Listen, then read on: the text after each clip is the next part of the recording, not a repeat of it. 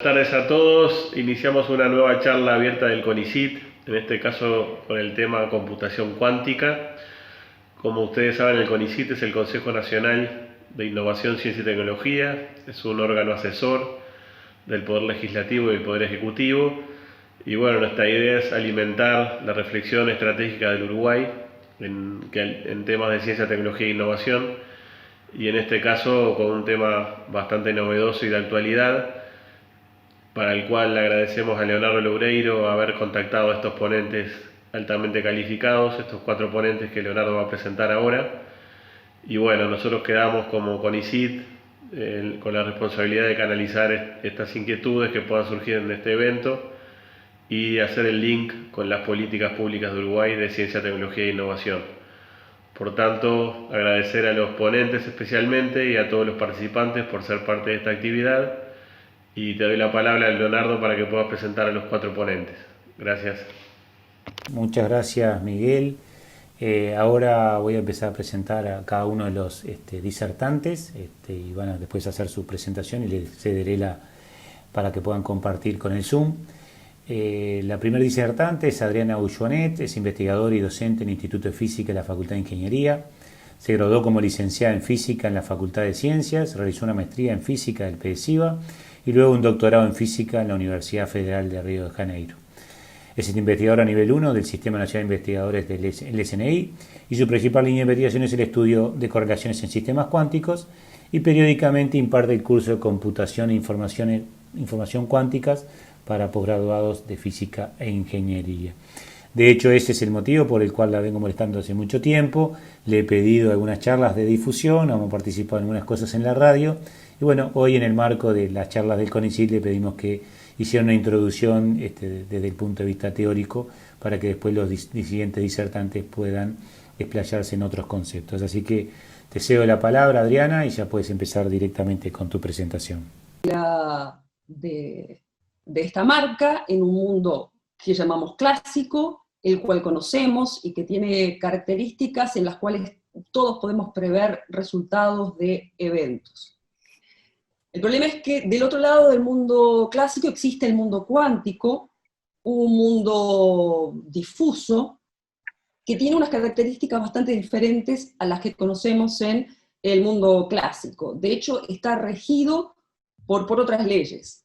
De este lado de acá, de la aduana, todos sabemos cómo funciona el mundo utilizando las leyes de Newton. Pero de este otro lado, las leyes de Newton ya no valen. El mundo microscópico se rige por otras leyes que tienen reglas diferentes y que además muchas veces son contraintuitivas. Y algunas de esas leyes contraintuitivas, algunos de esos comportamientos son los que justamente hacen interesantes y viables la idea de una computación cuántica que sea muchísimo más ventajosa que lo que conocemos hasta hoy día. Y entonces voy a hablar brevemente de algunas de estas características. Algunas rarezas de la mecánica cuántica, para empezar con algo un poquito más simpático. Aquí arriba tenemos el mundo macroscópico, el mundo de todos los días. Si nosotros corremos hacia un muro, ya sabemos, es un experimento que puede ser doloroso de hacer, pero sabemos lo que va a pasar, nos vamos a pegar contra ese muro y vamos en todo caso a rebotar. Pero del otro lado de la realidad, cuando estamos a nivel microscópico, donde rigen las leyes de la mecánica cuántica, pueden pasar otras cosas. Si soy una partícula cuántica, un electrón, puedo, en determinadas condiciones, pasar para el otro lado del muro, lo que nosotros sabemos como cruzar una cierta barrera de potencial. Esto no es simplemente un hecho teórico, sino que a lo largo desde que se ha desarrollado la mecánica cuántica, se vienen realizando experimentos.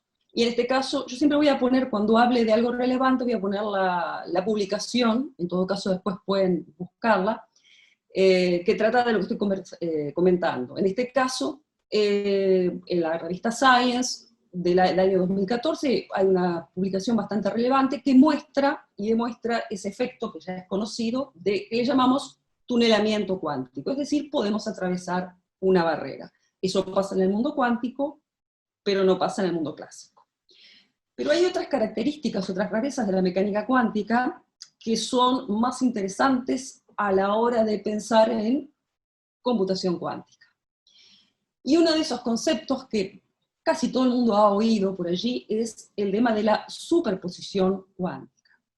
Entonces queremos precisar un poco de qué hablamos cuando estamos hablando de superposición.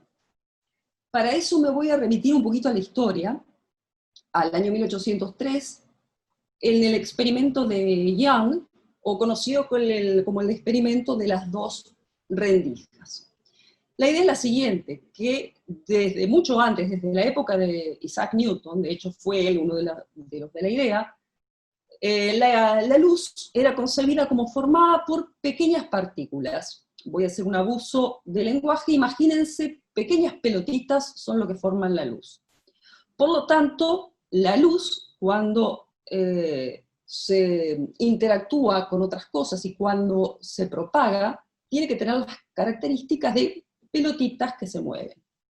Sin embargo, Young mostró en su experimento que la luz cuando se propaga tiene propiedades ondulatorias. Entonces, ¿qué hizo? Tiró una luz por aquí, esta luz llegó a una pantalla que tenía dos rendijas, y en cada rendija pasó luz que luego interfería y formaba en esta pantalla aquí esto que nosotros llamamos patrón de interferencia. Una sucesión de líneas claras, donde hay luz, seguidas de unas líneas oscuras. Donde hay luz, se dice que la interferencia entre estas dos ondas que se propagan, es constructiva, y en los lados oscuros es destructiva. Bien, pero ¿qué tiene que ver eso con superposición? Entonces vamos a ver, yo busqué un videito ilustrativo. Entonces la idea es, si es verdad lo que dice Newton, aquí lo que tenemos es una plataforma donde no se ven, pero ahora el video lo va a aclarar, hay dos rendijas. Y aquí le vamos a lanzar nuestras partículas. Son partículas, las imaginamos como clásicas, que están pasando por esas rendijas. Aquí mostramos que en esta región hay dos rendijas, por lo tanto las partículas pasan o por una rendija o por la otra. Al suceder eso, lo que se va a ver en la pantalla son dos líneas bien definidas, una correspondiente a las partículas que pasaron por la izquierda y otra a las partículas que pasaron por la derecha. Perdón, que me fui. Aquí. Bien. Perdón por el problema técnico.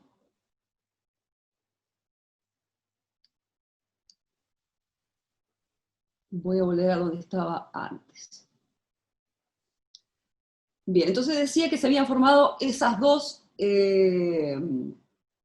patrones en la pantalla. Ahora bien, cambiemos el experimento. En vez de poner pelotitas, mandemos luz, por ejemplo, luz láser. ¿Qué es lo que pasa con la luz? Que es lo que mostró el experimento de Young.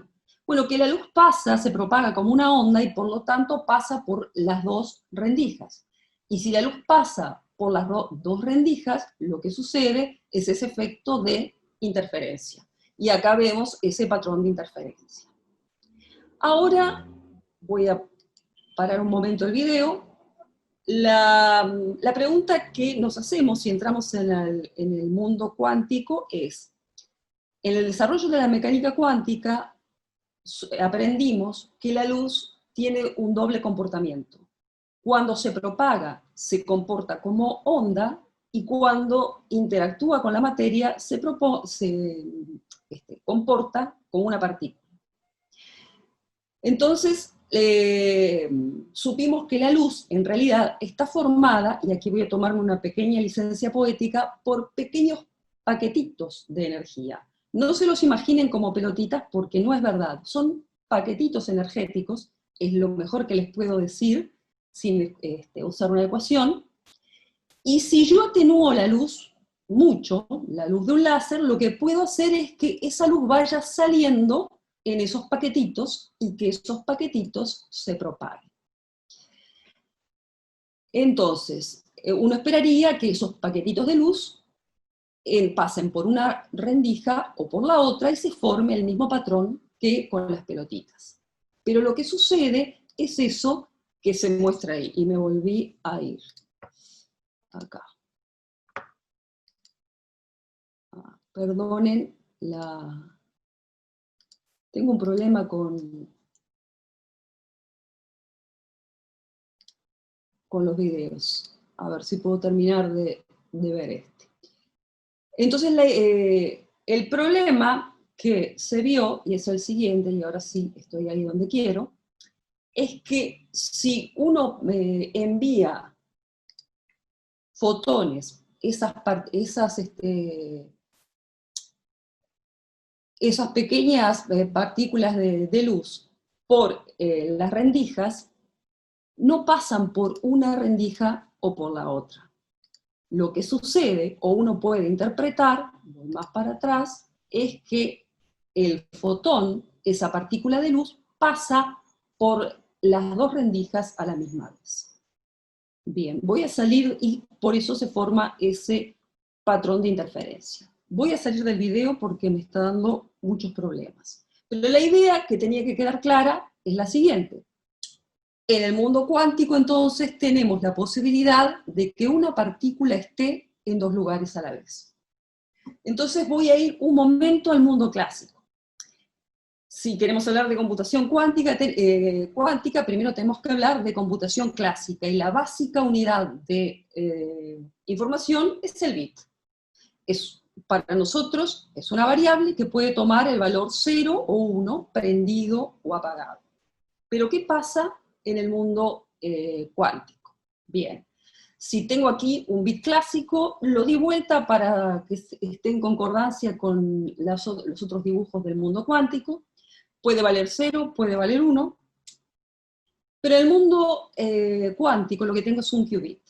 Y un qubit en realidad es mucho más que un bit. No solo puede tomar el valor 0 acá arriba en el polo norte, o 1 en el polo sur, sino que puede tomar cualquier superposición de estos valores. Y aquí las únicas ecuaciones que voy a poner en esta presentación, esa esfera que vimos antes, de colores, en realidad nosotros la mapeamos de esta manera, se llama esfera de Bloch, y aquí es la ecuación que les quería nombrar.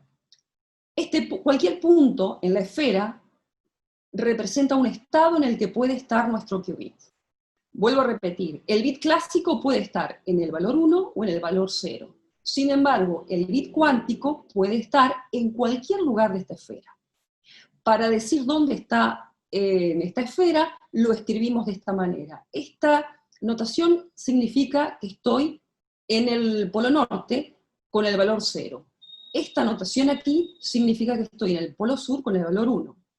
Cuando estoy en esta combinación lineal, estoy en un punto cualquiera. Para entender un poquito más cómo funciona esta esfera de Bloch, alfa y beta son valores complejos, son números complejos, y los puedo escribir de esta manera, en función de dos ángulos, el ángulo θ y el ángulo φ. Y esos tienen una interpretación definitiva en la esfera de Bloch.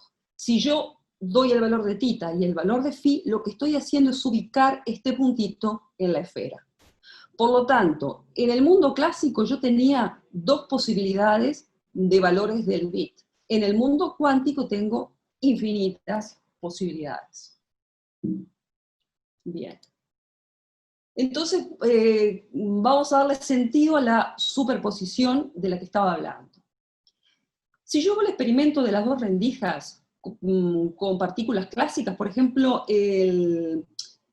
no sé, un dispensador de pelotas de tenis, por ejemplo, bueno, como partículas clásicas que son las pelotas de tenis, van a pasar o por una rendija o por la otra, y van a quedar aquí o aquí.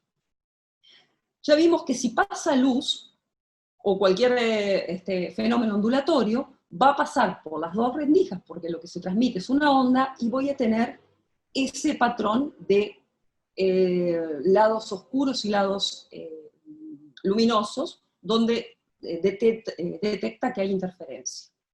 Pero ahora vamos a la mecánica cuántica.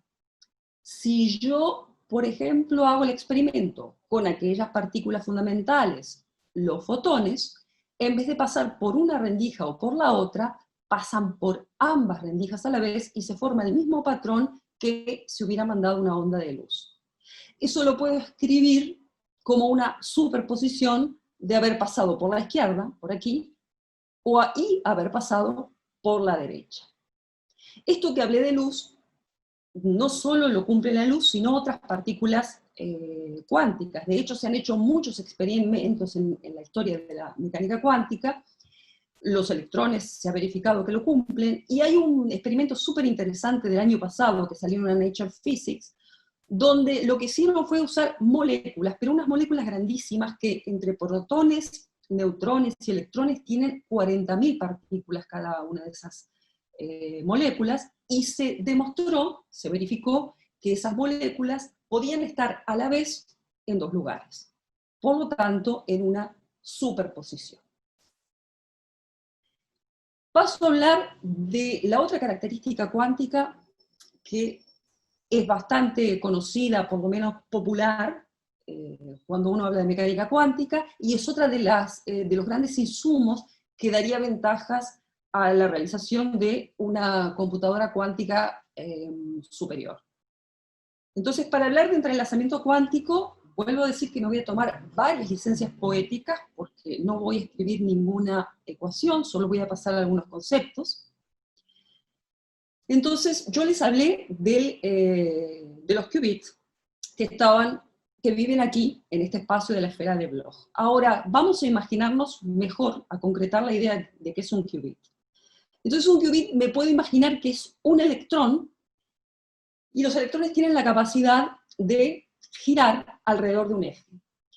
Todo esto, por supuesto, insisto, bajado a un lenguaje muy coloquial.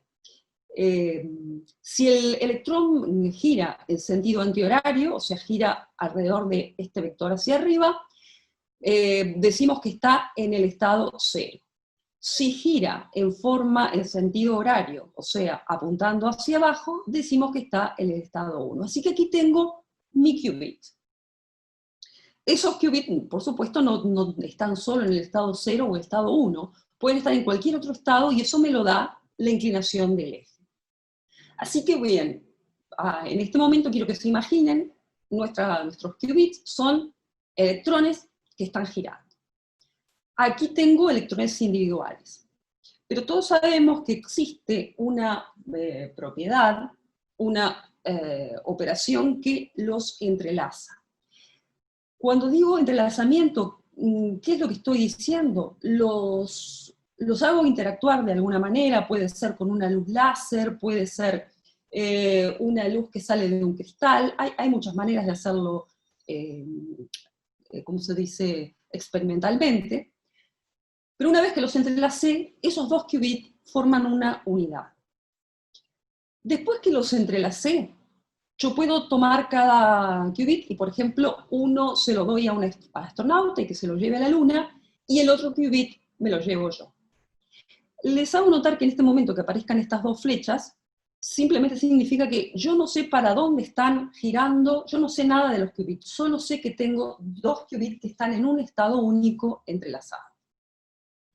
Separo los qubits viajan, y el astronauta, que está en la estación espacial, se le ocurre medir el qubit en esta dirección, y obtiene como resultado que el qubit está girando en sentido antihorario alrededor de esta dirección.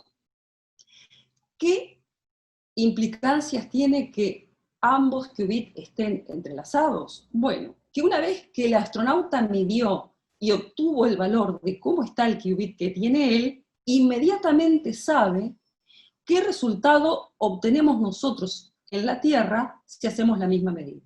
Es decir, sin hablar con nosotros, él sabe que si repetimos la medida, y él tenía, por ejemplo, el qubit apuntando hacia arriba, nuestro qubit está apuntando hacia abajo. Por lo tanto, cuando yo tengo qubits que están entrelazados, medir uno de los qubits me permite inferir cuál va a ser el estado del otro después que lo mida. Y esa es una propiedad sumamente importante que llevó un gran quebradero de cabeza históricamente, desde Einstein, que no le gustaba esa propiedad, y en el transcurso de la evolución de la mecánica cuántica, fuimos aceptando y fuimos comprobando experimentalmente que esos estados existen, y más aún, que de ese tipo de estados podemos sacar ventajas para realizar ciertas tareas. En cuanto al entrelazamiento, cuando tenemos sistemas que interactúan y se entrelazan, ya pierde sentido hablar del estado de cada subsistema. Ya no podemos considerarlos como individuales. Lo que hacemos es tener un sistema mayor que los engloba y del cual podemos sacar información luego de realizar medidas. Este párrafo que puse aquí es muy importante para los que nos reúne hoy, y es que dice que el hecho de que la información sea física, un concepto que hasta hace muchos años no se comentaba, la información es física, y eso significa que las leyes de la mecánica cuántica pueden ser utilizadas para procesar y transmitir información de manera que no son posibles con los sistemas clásicos que existen hoy día.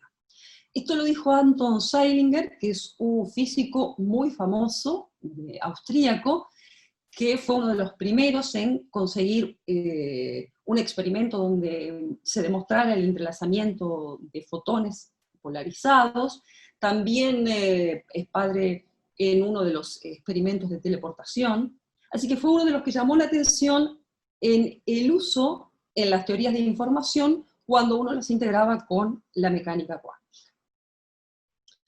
Bien, vengo hablando de cosas extrañas, cosas que pueden ser prometedoras, pero la vida es cruel y tengo que hablarles de problemas también. Y un problema que tenemos se llama de coherencia.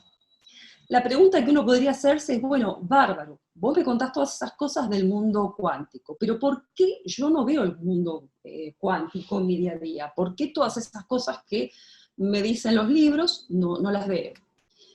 Y resulta que el mundo cuántico es absolutamente frágil. Los estados cuánticos son frágiles y se degradan muy fácilmente. Uno no puede aislar un estado cuántico completamente de su ambiente, y por lo tanto, cada vez que el sistema cuántico interactúa con otro sistema mayor, que podemos llamar su ambiente, lo que sucede es que esos efectos cuánticos desaparecen. Aquí coloqué una referencia a un artículo del año pasado que es un review impresionante sobre todo lo que puede y cómo puede causar decoherencia en sistemas cuánticos.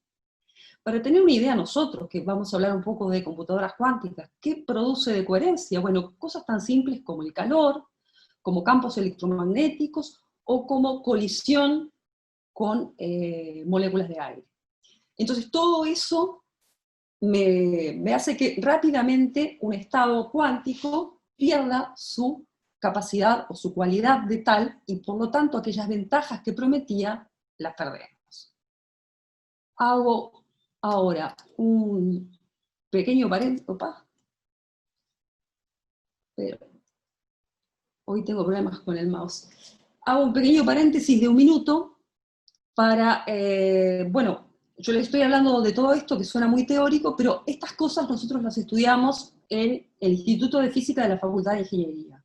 En particular, yo soy física teórica, y lo que me interesan son las correlaciones cuánticas que hay entre dos qubits. Les nombré el entrelazamiento, pero existen otras correlaciones que se conocen hoy día, que cada una apunta a resolver o facilitar alguna tarea en algún protocolo cuántico. Eso es lo que se está estudiando y desarrollando. Entonces, en la facultad lo que hacemos es generar teoría para entender y estudiar cómo funcionan estas correlaciones, qué pasa cuando mis qubits están rodeados de un ambiente ruidoso, qué relación hay entre ellas, conocer una me implica conocer las otras, ¿hay alguna que sea más importante? Todas esas son preguntas importantes y relevantes para hoy día la mecánica cuántica y la información cuántica. Paralelo a eso, tuve una gran suerte, que es, luego de volver del doctorado, entrar al grupo de espectroscopía láser, que es un grupo que es experimental. Hasta ahora soy la única teórica en ese grupo, y encontramos un lugar común para trabajar que es la óptica cuántica.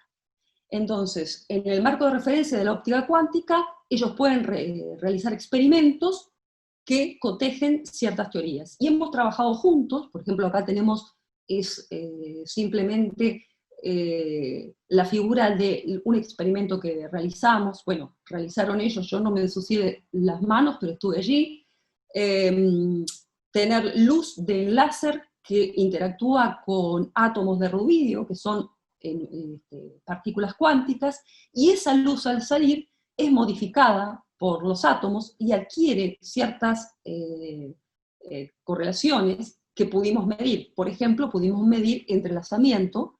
Esto que está acá, esta curvita, es el entrelazamiento que vi entre este rayo de luz y este haz de luz luego de haber interactuado con los átomos de rubidio. Por lo tanto, nosotros hacemos ciencia básica, primero porque nos gusta y nos interesa muchísimo el mundo extraño de la mecánica cuántica, pero también con otra motivación, y es que todas estas cosas son insumos necesarios para quienes construyan una computadora cuántica. Quien haga también un programa para resolver un problema que corra una computadora cuántica, tiene que tener en cuenta que existen esas correlaciones y tiene que explotarlas para lograr buenos resultados. En la facultad, entonces, hacemos eso también. Cada 2 años más o menos doy el curso de información cuántica y computación cuántica para estudiantes de posgrado, una manera de ir acercando este mundo y generando nuevos investigadores que trabajen en esa área. Y para ir terminando, me pidieron que hiciera un pequeño repaso de cuáles son las computadoras cuánticas que hay hoy en día, y se me ocurrió hacer un pequeño punteo, pero bastante interesante, porque hay una cantidad de cosas que incluso yo no tenía muy claras. Entonces, lo primero que tenemos que saber es que hay 3 tipos formales de computadoras cuánticas. En esta gráfica, en el eje horizontal, es el tiempo que va a llevar ser comercializada dicha computadora. Y aquí, en el eje vertical, se mide la potencia de procesamiento y las posibles aplicaciones. Es decir, cuando esté más arriba, va a ser mejor. Bueno, de estos 3 tipos de computadoras que existen, la primera se llama Quantum Annealing, y de lo que se encarga son de problemas de optimización. Son computadoras de porte pequeño y que están diseñadas solo para resolver problemas de optimización. No pueden resolver otro tipo de problemas, pero esos problemas los resuelven bien. De hecho, la compañía Volkswagen usó una de esas computadoras, la D-Wave, que fue la primera que uno conoció que salió al mercado, para resolver un problema con el alto tráfico de los taxis en Beijing. Eso fue en el 2016, y aparentemente tuvo buenos resultados, y siguen intentando cosas, creo que ahora en Lisboa. En fin, era una computadora de pequeño porte, pero que resolvió un problema concreto de la sociedad. El segundo paso que existen son las computadoras que hacen simulaciones de sistemas cuánticos. Es decir, un sistema cuántico pequeño simula un sistema cuántico más grande. Eso tiene muchas ventajas. De hecho, Richard Feynman, el famoso físico, era una de las primeras tareas que había pensado cuando se imaginó la existencia de una computadora cuántica: resolver cómo se comporta un sistema mayor, de mayor porte. ¿Por qué a nosotros nos puede interesar esto? Por ejemplo, en la parte de química cuántica. En química cuántica, si uno quiere probar cómo funciona una droga, un medicamento, y cómo es la reacción, básicamente hoy lo que se hace, hay toda una rama de química computacional, pero los sistemas clásicos no dan abasto, no son suficientes para resolver esos problemas. Y un problema, por ejemplo, concreto, es cómo se pliegan las proteínas. Entonces, acá tengo, me quedo con el sonido, tengo una proteína. Las proteínas sabemos que se tienen que plegar, doblar, hasta formar una estructura tridimensional. Resulta que no todas las proteínas se pliegan bien, y eso puede generar enfermedades como el Alzheimer o el Parkinson. Entonces la idea es probar, bueno, qué medicamentos, qué drogas pueden realizar el efecto de que la proteína se doble o se pliegue de la manera en que tiene que ser. Obviamente que habría que probar, vuelvo a mostrar, todas las maneras posibles, o sea, toda la secuencia de movimientos posibles, que se mueva primero esto, después esto, y después al revés.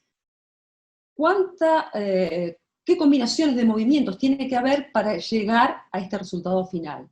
Bueno, resulta que alguien hizo la cuenta y dice que para hacer eso se precisaría un tiempo igual al de la duración del universo. Por lo tanto, con una computadora clásica. Por lo tanto, simular eso con sistemas cuánticos lo haría viable a mediano plazo, por lo menos.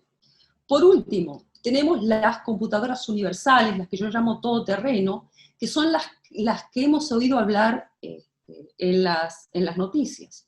Son computadoras que están desarrolladas o se intenta desarrollar para resolver cualquier tipo de problemas, por supuesto incluyen en resolver los problemas anteriores.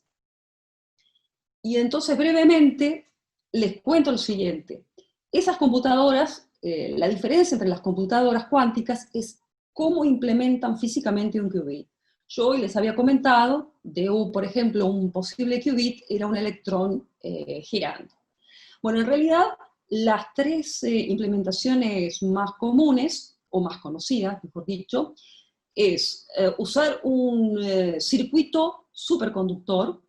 Esta tecnología ha sido bastante usada, de hecho, si lo ven acá abajo, tanto Google como IBM han elegido esa tecnología. La compañía D-Wave también eligió esa tecnología para montar un qubit. Después le llamo la atención, hay otra posibilidad, es definir un qubit mediante iones atrapados. Y tengo conocimiento solo de esta compañía, IonQ, pero le llamo la atención que esto puede ser realmente el futuro, al menos comparando las performances que ahora vamos a comentar. Por último, Intel se decidió usar un quantum dots, los puntos cuánticos de silicio. Ahora, si miramos los rendimientos, tenemos tres cosas para mirar. La longevidad quiere decir cuánto tiempo vive el estado cuántico, porque ya les expliqué que cualquier cosa, cualquier ruido, cualquier campo magnético me lo destruye y adiós la computadora cuántica. O sea, el cálculo con esa computadora cuántica. Pues bien, la Google y la IBM tiene como 100 milésimas de segundo, es lo que dura. Sin embargo, parece bien robusto el el qubit formado por ion atrapado, que tiene una duración de más de 1000 segundos. La otra computadora, la de Intel, dura un poco más que la de IBM, pero aún no son tiempos ni comparables a los de la IonQ.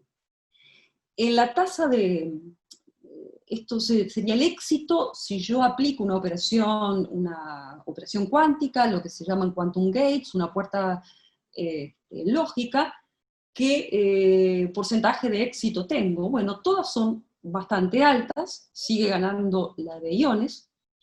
Y otro parámetro que es bastante importante es cuántos qubits puedo entrelazar, o sea, con cuántos qubits entrelazados puedo trabajar en un momento dado.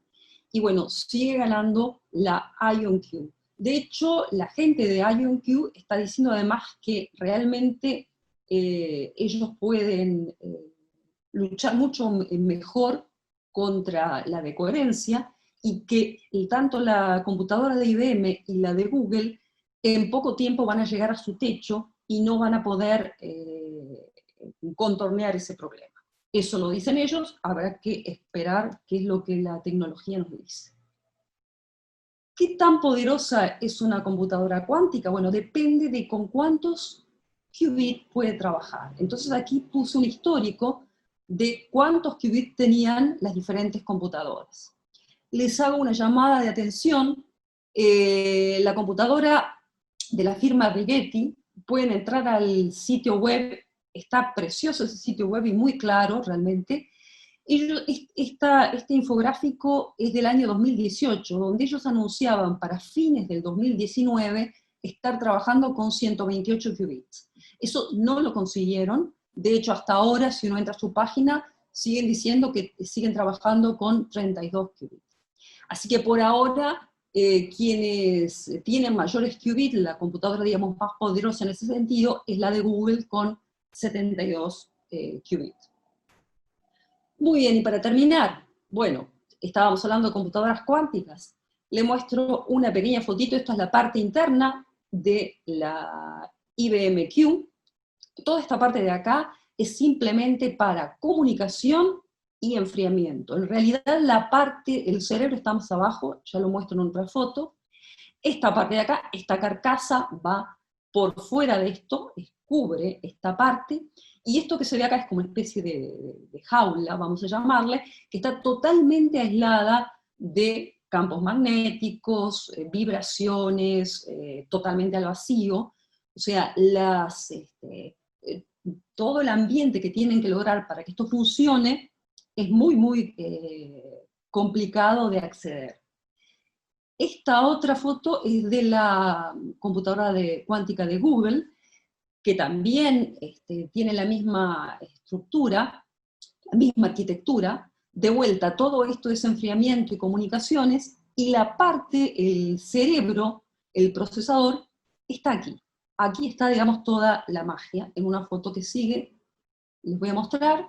Esa parte de abajo era esto. Aquí está realmente el cerebro, o el corazón, como les gusta decir, de la computadora cuántica.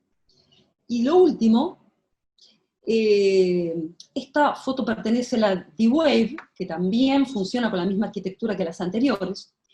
Y lo que estoy mostrando aquí es el gradiente de temperaturas. Es cómo tiene que ir bajando la temperatura para que el procesador cuántico pueda actuar. Les dije que el calor le hacía mal. Por si no recuerdan, la K es la unidad Kelvin, y 0 Kelvin, que es prácticamente lo que hay por aquí, corresponde a menos 273 grados Celsius.